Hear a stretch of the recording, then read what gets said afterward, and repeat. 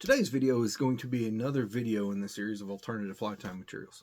Now, we all that tie flies and do different stuff, we use different kinds of paints and stuff for different applications that we use. Now, a lot of people, Eurofishing is really getting popular in indicator fishing. A lot of us are going to these little 80th ounce jig heads and tying flies on them that we fish under an indicator or a Euro jig. And when you fish with them, a lot of guys powder coat them. Some of them paint them with different methods here and there. Now, powder coating works really well. It's time consuming. It takes a little bit of special equipment. You got to bake them on to make it durable. If you don't bake it on, it's not much more durable than fingernail polish or anything like that. So fingernail polish is something that most all of us use. You always hear Sally Hansen's Hard as Nails. Everybody uses that. And it's a great product, but you're using fingernail polish, it starts to dry up. It has a higher evaporation rate than most other paints because you're putting it on your fingernails and you want it to dry fast. So it's designed to do that. So as you're applying it, it gets thicker on the brush, it gets thicker in the bottle, and it starts to become a gooey, stringy mess. So something I've been doing for a little over 35 years is I use model paint. And I like Tester's brand model paint. You can get these little jars, and they have an array of colors. I'm going to zoom down. You can see I have a ton of colors. So these model paints, they're a thinner paint. They cover really well, but they have a slower evaporation rate, so they're a little slower to dry. So if you have a hanging rack, like I've showed in previous videos, where you take them and hang them. So I'll take my hemostats and I'll put my jig head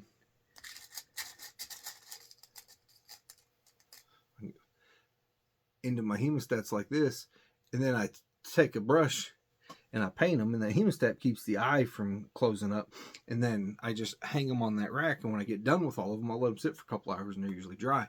So it works out pretty well. Now, both the acrylic and the enamel are very thin, so they're not going to get all gooey. I literally painted 150 jig heads the other day, and the bottle didn't get dry at all. It didn't get dry on the brush. They apply way smoother. They're a way finer grade of paint in a way thinner grade. It has good coverage, but the application of it is not as thick. Now, a lot of guys are going to go, oh, that scratches off, that scratches off. So does fingernail polish, and so does powder coat that's not applied good. So when I use this, either acrylic or enamel, I take and I apply, either when I put my head cement on my whip finish, I'll brush a little bit over the whole fly, or sometimes I'll take super glue and I use a brush on super glue and I'll brush over it, which makes an extremely durable head. Now, there's certain brands of super glue that have effervescence when they dry, so you don't want to get that. You want to get one that dries clear, and you'll just have to play around with that. I use fingernail polish or fingernail adhesive glue for fake fingernails. Is the glue I get. It's the cheapest I can find, and it's very, very, very high quality. I really like it. It seems to work really well. So these Tester's model paints, you can get them in metallics, you can get them in reflectives, you can get them in neon, you can get them in every color that there are, and they go really fast. When you're applying, they don't take a bunch of specialty equipment. If you're using the enamel, they sell a thinner that you can use with them that'll clean your brushes and stuff like that. But I go and I buy these cheap little brushes like this.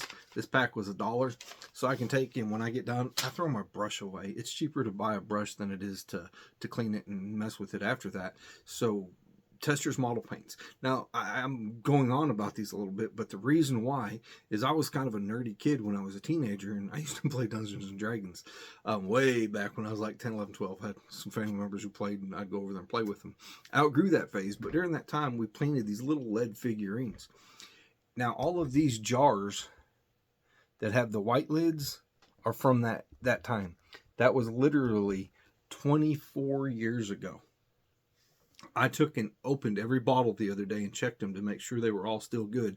And out of 24-year-old paint, I had 4 bottles that were bad and 31 that were still good paint, both in the enamel and the acrylic. They stay good forever. And like I say, when you open them up, they don't have a fast flash point where they evaporate off.